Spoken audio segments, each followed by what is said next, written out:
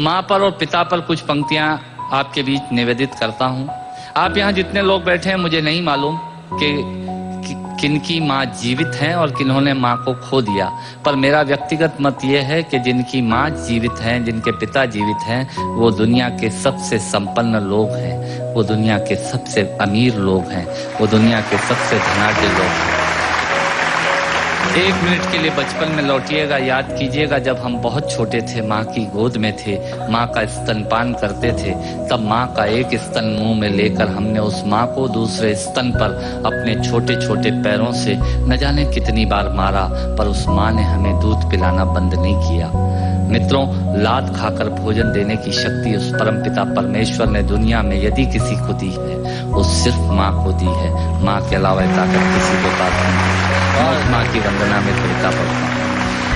याद कीजिएगा उन दिनों में जब हम चौके में, रसोई में बैठकर खाना खाया करते थे और माँ खाना बनाती थी।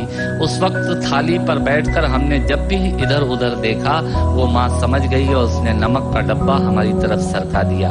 हमारे बिना बोले को समझने वाली वो माँ, जब हम उसे खो देते हैं, वो माँ हमें बहुत याद आती है। वो माँ जो हमारे परीक्षा देते जाते वक्त दही की कटोरी लेकर शगुन बनकर आकर खड़ी हो जाती थी, उसे हम खो देते हैं। वो माँ हमें बहुत याद आती है। रमेश सोच की 4 पंक्तियां माननीय नेताजी यहाँ बैठे हैं, मैं पढ़ता हूँ। मुझे अच्छी लगती है कि बहुत रोते हैं लेकिन दामन हमारा नम नहीं होता, इन आंखों के बरसने का कोई मौसम नहीं होता, मैं अपने दुश्मनों के बीच भी महफूज रहता हूँ, मेरी माँ की दुआओं का खजाना। स्वामीनाथ पांडे की 3 पंक्तियां सुनाता हूँ। स्वामीनाथ पांडे ने 3 पंक्तियों का उपन्यास लिखा।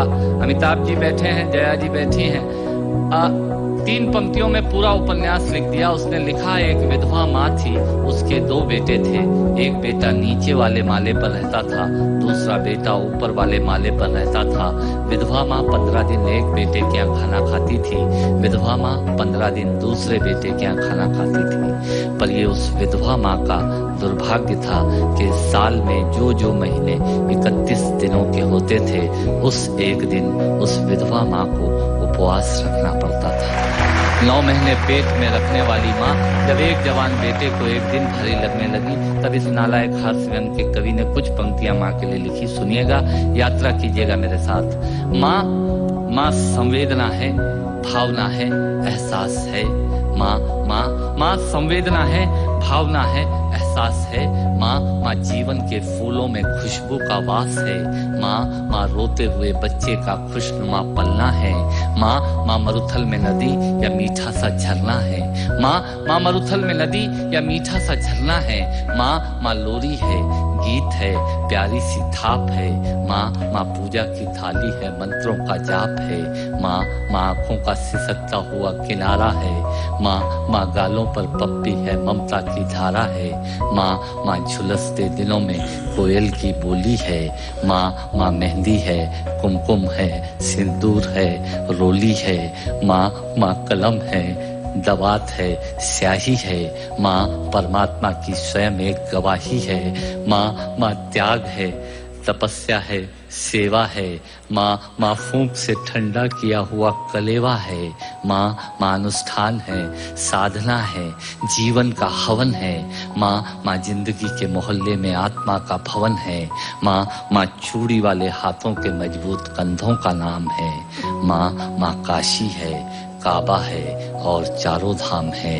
माँ चिंता है, याद है, हिचकी है। माँ बच्चे की चोट पर सिसकी है। माँ चूल्हा, धुआं, रोटी और हाथों का छाला है।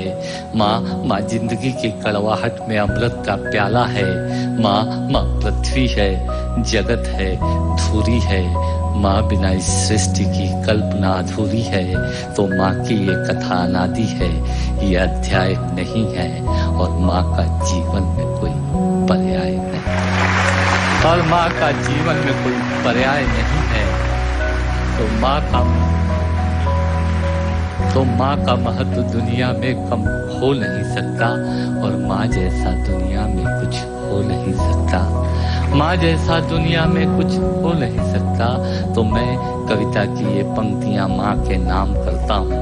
मैं दुनिया की सब माताओं को प्रणाम